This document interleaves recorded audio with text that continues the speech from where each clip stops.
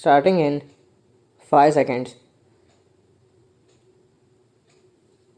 Prime Minister Narendra Modi's 3-day visit to Australia this week coincided with a year since Labour Party leader Anthony Albanese was elected Prime Minister and gave a fillip to growing bipartisan ties.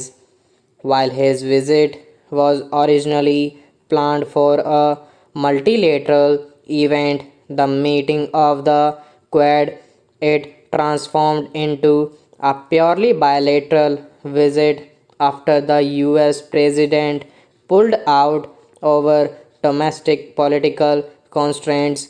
Japanese Prime Minister Fumio Kishida followed suit and a shortened Quad summit was held in Hiroshima. As a result, Mr. Modi's Sydney sojourn was much more in the spotlight, particularly his address to the Indian community, which Mr. Albanese joined in, as well as the address to business groups. In what was their sixth such meeting in the past year, the announcements from the Modi Albanese meet included opening an Australian consulate in Bangalore and an Indian consulate in Brisbane, an agreement on migration and mobility, and the finalization of terms of reference for an India Australia Green Hydrogen Task Force.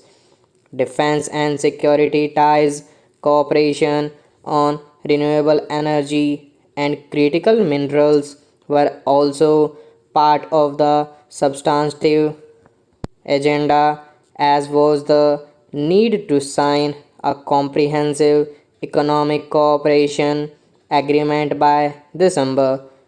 On international issues, despite their differing stances on Russia's invasion of Ukraine and Western sanctions, they found continuing and common cause on maintaining and common cause on maintaining a free and open Indo-Pacific and dealing with an aggressive China.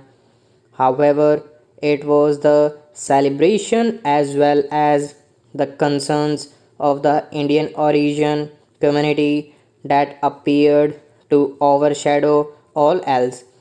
While both leaders exulted in the mammoth crowd at Sydney's Superdome, Mr. Modi said that the real reason, the real power behind the bilateral relations came from people of Indian origin in Australia.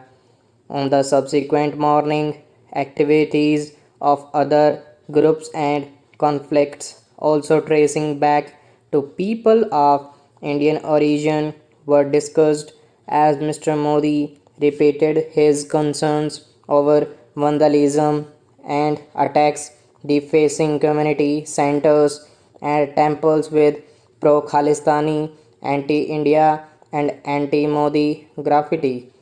These had been raised during Mr. Albanese's visit to India in March. While any attack on an Indian consulate is a valid bilateral concern, New Delhi must consider how much attention it wishes to pay to attacks by Australian citizens on Australian citizens and Australian property. While the growing incidents may be cause for worry, it is by no means clear that giving them center stage during such visits is conducive to strengthening the common understanding between both countries or in the best interest of the 3Ds, Mr. Modi said, bind the two countries today democracy, diaspora, and dosti friendship. Stop.